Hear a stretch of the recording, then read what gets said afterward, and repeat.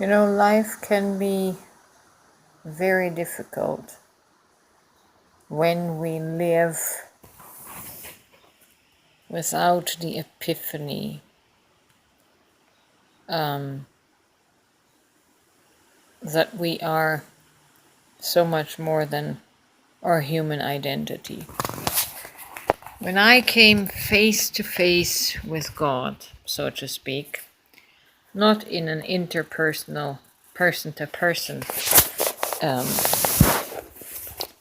encounter, but in an eye opening epiphany in my third eye, that aha moment of light that Jesus expressed as when Peter had that revelation about the rock, and Jesus said, "Flesh and blood did not reveal this to you, but my heavenly Father, or consciousness, revealed it to you."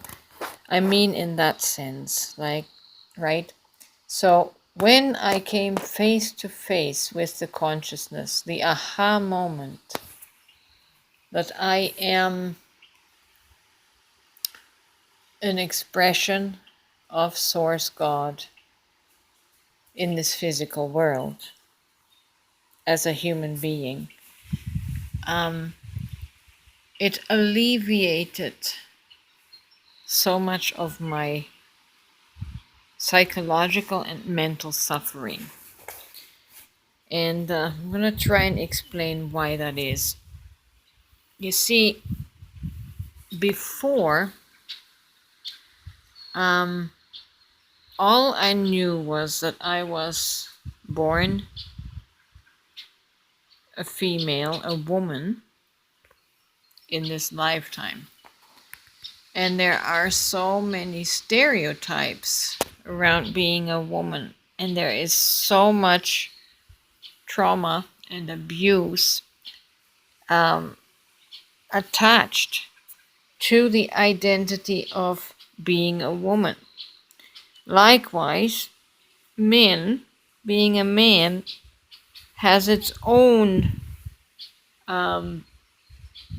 stereotypes based on the trauma that a person as a man may have experienced. And so these roles, these identities of woman or man, and what society conditioned those genders to mean, plus all the historical trauma of past lives that I mentioned,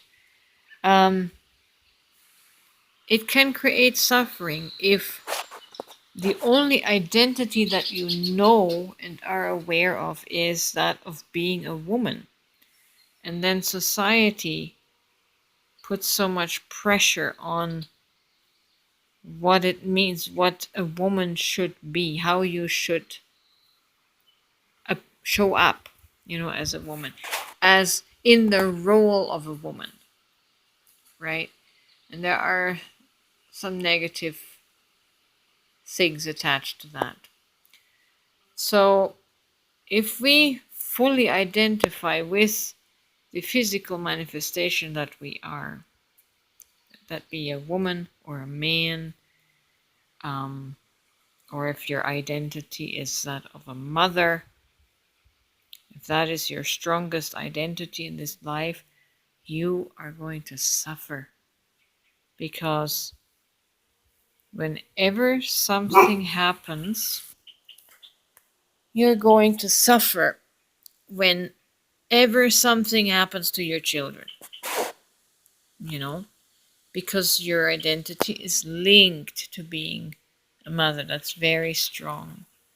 So whenever something happens to your children, you will either suffer the emotion of failing, regret. When you lose a child, you're going to feel loss a lot more strongly. You're going to feel grief a lot more strongly.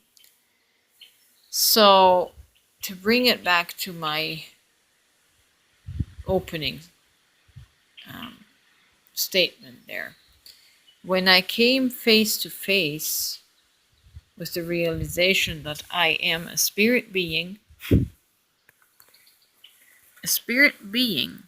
or God in quotation marks, that isn't of any particular gender, isn't of any particular role in this world that identifies me.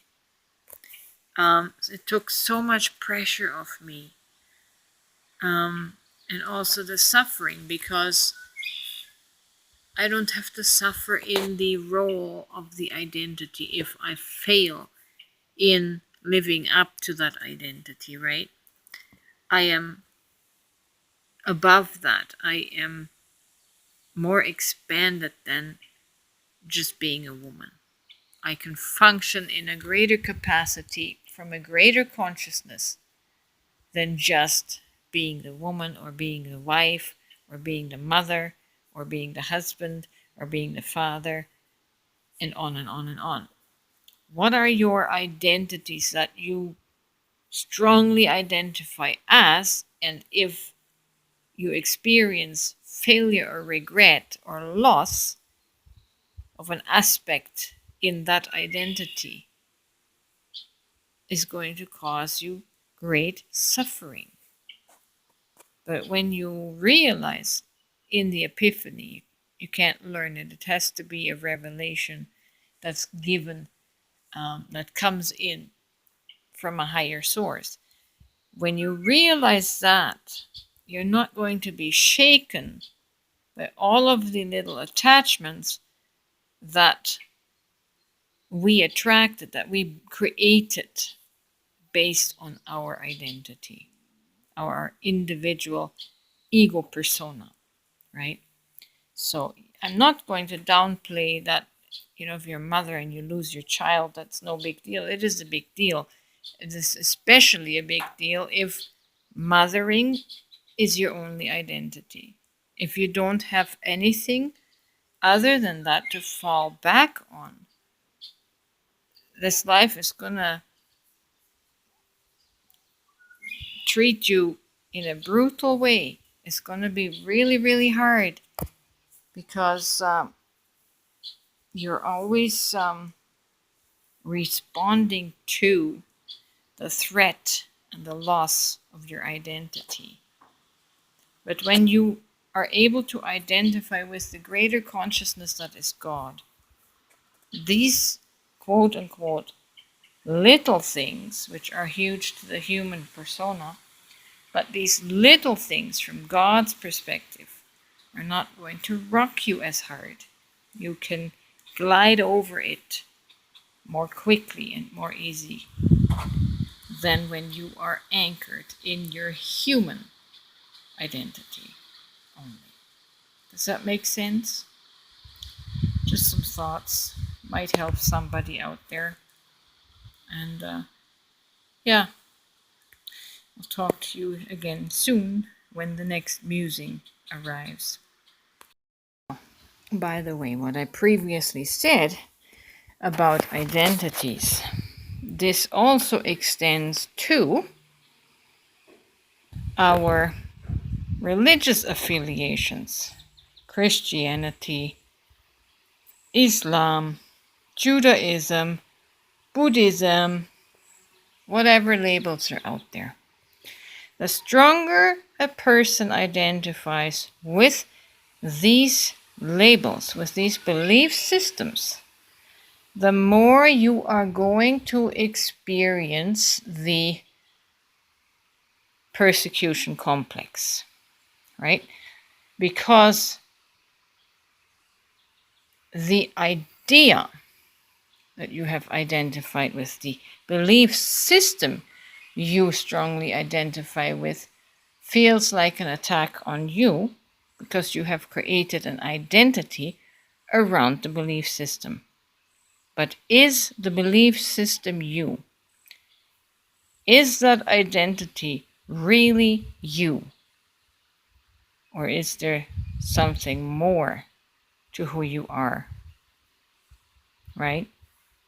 So, anytime We have created an attachment to a belief system, an identity, even politically, whether you're Democrat or Republican. Whenever you have made this attachment to this ego identity, you're going to suffer in this life because there's always going to be an opposing way. There's always going to be something that will place that identity in jeopardy. That's just life. That's just what happens with the pseudo self, the pseudo identity, when we do not know our true self as divine consciousness. See, only when a person has had the epiphany, the revelation from above, that they are God, they are the God consciousness, they are so much more than this human present manifestation. Only then life is not going to hurt so much anymore. Only then can you alleviate the suffering. So check what you are identifying as and what is important to you, because around that importance is how the suffering is created.